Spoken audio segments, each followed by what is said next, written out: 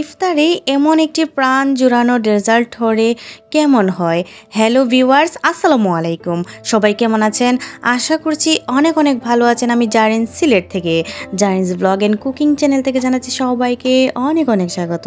Viewers, এমন একটি recipe হলে ইফতারে আর কি চাই। অনেক মজাদার এবং অত্যন্ত লোভনীয় একটি ডেজার্ট আপনাদের কাছে নিয়ে আমি হাজির হয়েছি। ভিউয়ার্স, আমার আজকের রেসিপিটা যদি ভালো লাগে অবশ্যই লাইক, কমেন্ট, শেয়ার এবং সাবস্ক্রাইব করে আমার সাথে থাকবেন। ভিউয়ার্স, প্রথমে দেখতে পাচ্ছেন আমি লিকুইড দুধ এখানে নিয়েছি, আর লিকুইড দুধটা নিয়েছি আমি এখানে 4 কাপ।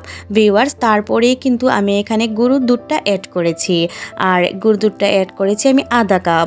তারপর আমি এখানে অ্যাড করেছি নর্মাল পানিতে কর্নফ্লাওয়ার। এখানে আমি 2 চামচ কর্নফ্লাওয়ার ইউজ করেছি। ভিউয়ার্স, একটুখানি ঘন হওয়ার জন্য কর্নফ্লাওয়ারটা আমি ইউজ করেছি। তো দেখতে পেরেছেন আমার কর্নফ্লাওয়ারটা কিন্তু হয়ে গিয়েছে। ভিউয়ার্স, এখানে আমার যে ডেজার্টটা বানাতে লাগবে এখানে সাবুদানা। তো সাবুদানাটা আমি প্রথমে ভালো করে ফুটিয়ে নিব। ভিউয়ার্স, এই ডেজার্টটা কিন্তু আমি এখনও নাম বলিনি। আমি আজকে আপনাদের মাঝে নিয়ে এসেছি মজাদার ফ্রুটস কাস্টার্ড। আর এই রেসিপিটা আমি অনেক আগেই শিখেছি। এটা আমার ফুফুতো বোনের কাছে আমি শিখেছি। আমার ফুফুতো বোন, আমার বোন এটা কিন্তু অনেক ভালো পারে, আর তার হাতের এই রেসিপিটা আমার খুব ভালো লাগতো ছোটোবেলা। তখন একদিন আমি বললাম, আপু তুমি আমাকে বলো না তুমি কিভাবে এই রেসিপিটা করেছো। পরে আপু আমাকে 2 থেকে 3 বার দেখিয়েছে, তারপর কিন্তু আমি শিখিয়েছি। ভিউয়ার্স, আমি কথা বলতে বলতে কিন্তু আমার সাবুদানাটা সিদ্ধ হয়ে গিয়েছে, আর এটা সিদ্ধ হতে মাত্র 15 মিনিট লেগেছে। ভিউয়ার্স, তারপরে আমি ঠান্ডা পানি দিয়ে ভালো করে ওয়াশ করে নিয়েছি। ভিউয়ার্স, আমি একটা পরিষ্কার বাটি নিয়ে নিয়েছি, আর এখানেই আমি এটাকে সুন্দর করে পরিবেশন করব। ভিউয়ার্স, দুধটা কিন্তু ঠান্ডা হতে দিতে হবে।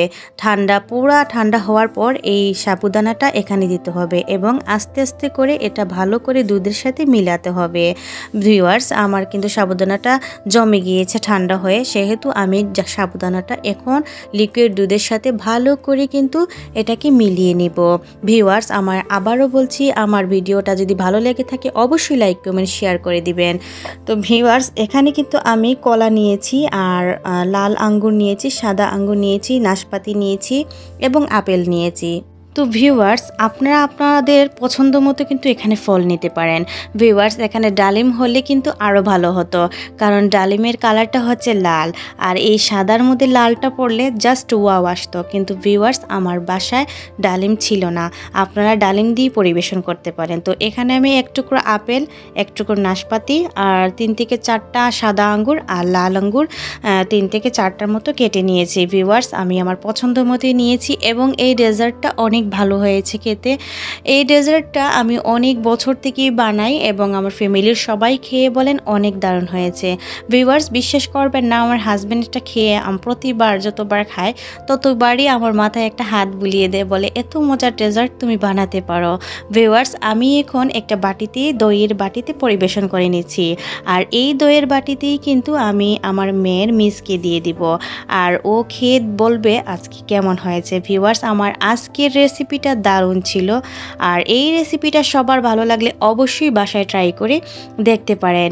ভিউয়ার্স, এই হচ্ছে আমার আজকের ডেজার্ট। আমার আজকের ডেজার্টটা হচ্ছে ফ্রুটস কাস্টার্ড, আর এই কাস্টার্ডটা খেতে এত ভালো হয় যা বলার বাহিরে। ভিউয়ার্স, ভিডিওর প্রথমেই কিন্তু আমি বলতে ভুলে গিয়েছিলাম, এখানে আমি কাস্টার্ড পাউডার 1 চামচ দিয়েছিলাম। তো দেখা যাক আজকে জারার মিস কেমন হয়েছে এটা বলবে।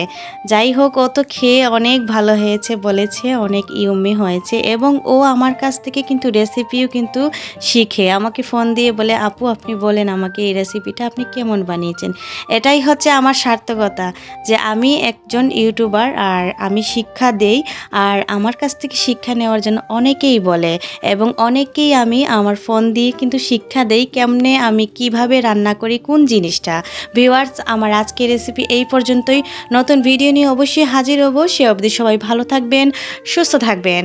থ্যাংকস ফর ওয়াচিং অ্যান্ড আসসালামু আলাইকুম।